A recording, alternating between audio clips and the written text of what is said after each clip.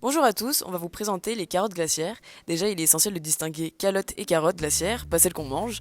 Une calotte glaciaire est un type de glacier formant une très grande étendue de glace continentale. De l'autre côté, une carotte glaciaire est un échantillon cylindrique de glace prélevé à partir d'une calotte glaciaire à l'aide d'une foreuse spéciale. Les carottes glaciaires sont généralement prélevées dans des régions polaires comme l'Antarctique et le Groenland où les températures extrêmement froides permettent à la glace de s'accumuler. Ces échantillons peuvent atteindre plusieurs kilomètres de profondeur et peuvent contenir des informations sur le climat passé. En effet, les couches de glace se superposent année après année. Elles forment des archives climatiques précieuses qui remontent souvent à des centaines de milliers, voire des millions d'années. Ainsi, les prélever à des endroits où la glace est la plus ancienne et la plus épaisse permet d'obtenir les échantillons représentatifs du climat sur de longues périodes. Nous allons donc nous demander comment la carotte a révolutionné la climatologie.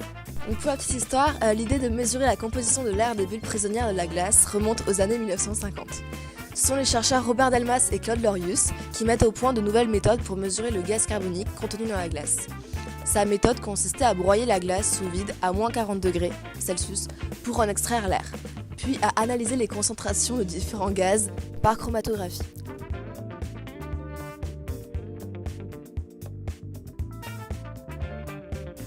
Le CO2 variait avec la température de l'atmosphère et il contribuait à la variation de la température entre période glaciaire et interglaciaire.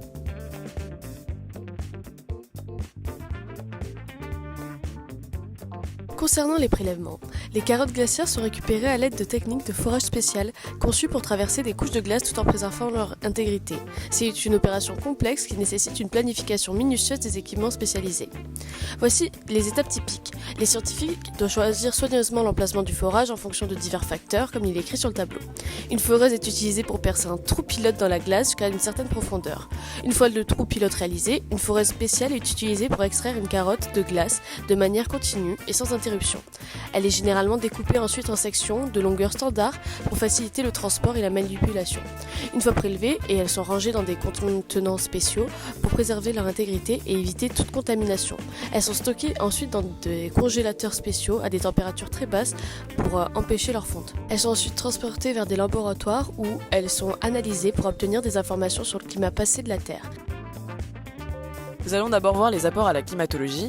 Les carottes glaciaires permettent aux scientifiques de reconstituer les variations climatiques sur de longues périodes en analysant les isotopes de l'eau et d'autres composants chimiques piégés dans la glace. Également, les bulles d'air emprisonnées dans la glace contiennent des échantillons de l'atmosphère ancienne, ce qui permet aux scientifiques de mesurer les concentrations de gaz à effet de serre, tels que le dioxyde de carbone et le méthane, à différents moments de l'histoire de la Terre. En comparant les enregistrements des carottes glaciaires, les scientifiques peuvent améliorer la précision et la fiabilité des prévisions climatiques.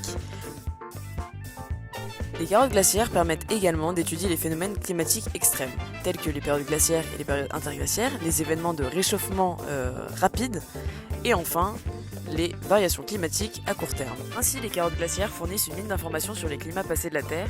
Les données recueillies ont révélé des tendances telles que l'augmentation des concentrations de GES atmosphériques, ainsi que des cycles naturels de refroidissement et de réchauffement climatique à long terme. Ces informations sont cruciales pour prédire les futurs changements climatiques et pour élaborer des stratégies d'adaptation et d'atténuation.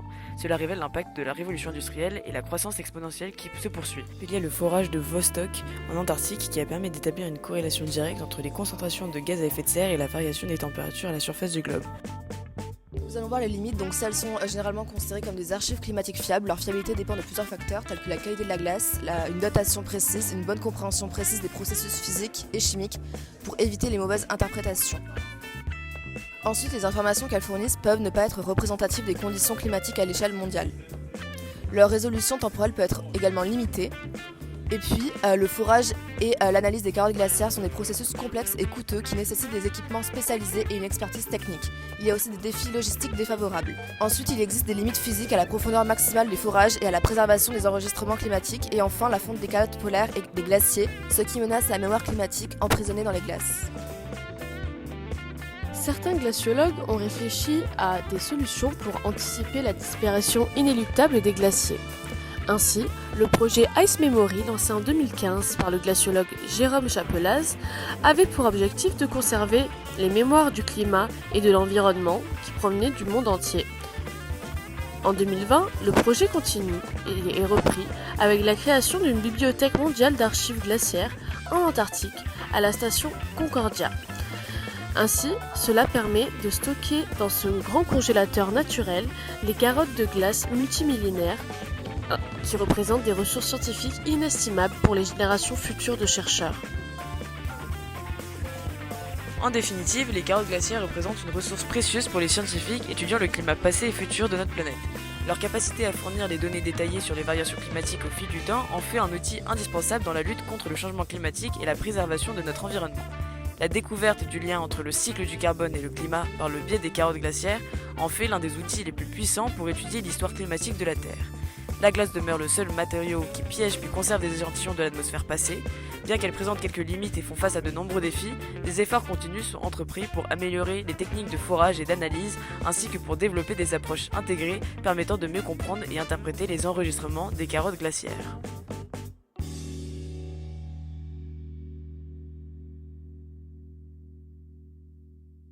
Merci De votre écoute.